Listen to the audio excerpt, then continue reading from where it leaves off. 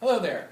I'm Joel Brainerd, band director at Bachelor Middle School, and we're joined with Sandy Clevenger, woodwind specialist. Hello, Sandy. Hi.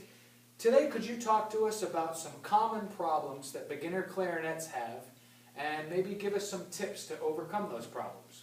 Yeah, there are a lot of common problems with beginning clarinet because there are so many things that can go awry.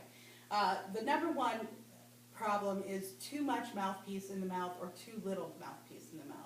Too little will result in nothing. You won't be able to play at all. Nothing comes out. Too much mouthpiece, and you get ear-piercing awesomeness. So the way that you find just the right place is, one, with experimentation, but also your lip is going to go, your bottom lip will go right where the reed meets the mouthpiece. That's where your bottom lip goes. And then your top teeth go where it feels natural to go. So if you're squeaking like a monkey, put less mouthpiece in your mouth and see if that helps. And if you're not getting a sound at all, put more mouthpiece in your mouth. That's interesting, because I never really thought about lining up the bottom lip. I always thought about lining up the teeth, so that's a great tip. Make sure that the bottom lip is right there where the reed meets the mouthpiece. Mm-hmm. You can use a piece of paper, and where the paper stops is right where your lip needs to go. Okay. The next problem is not covering the holes all the way. When you get to C in some of the lower notes, if the holes aren't covered all the way, you'll get kind of an in-between sound. This is E, and this is B, but this is halfway.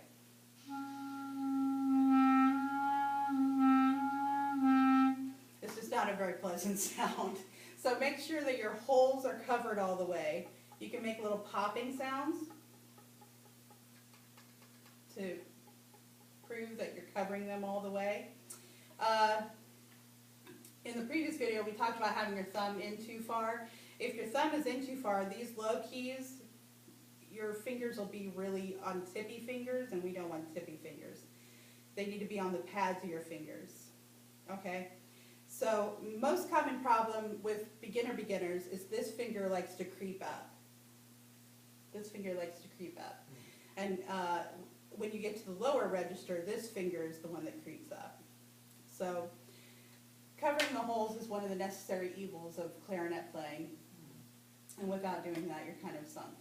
Now earlier today we played a little bit, and you talked, I was having a problem, I was squeaking, but it wasn't because of those problems, it was because of what was going on inside my mouth. Mm-hmm. Can you talk to us about that a little bit? Your tongue should be arched. I make my beginners hiss at me like cats.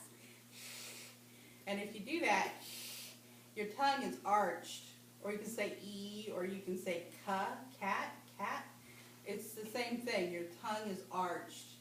And if you do that, you get a real nice sound. But if your tongue is flat, or heaven forbid curved under, you get this sound,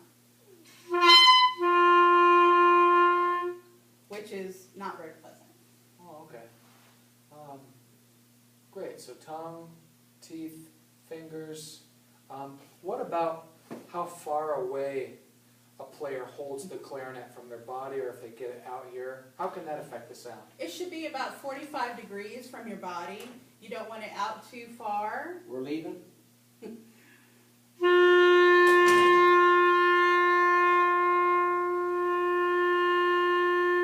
At 45 degrees is where it sounds the best and where it's just easier to play. Great. Okay. One more problem. Okay, great. Beginners typically will say, I've covered all my holes and I'm still squeaking like a monkey. Well, you might be hitting this key, this A flat key. That's very tricky when you're a beginner. So when you play C, you're accidentally hitting this and you're getting this, which is actually a note, but not a note that we want to play right away. So careful you don't hit that side key accidentally with your grip when you're playing. That'll make you squeak also. Mm-hmm. Well, that was very informative and stimulating. Thank you, Sandy. Thanks.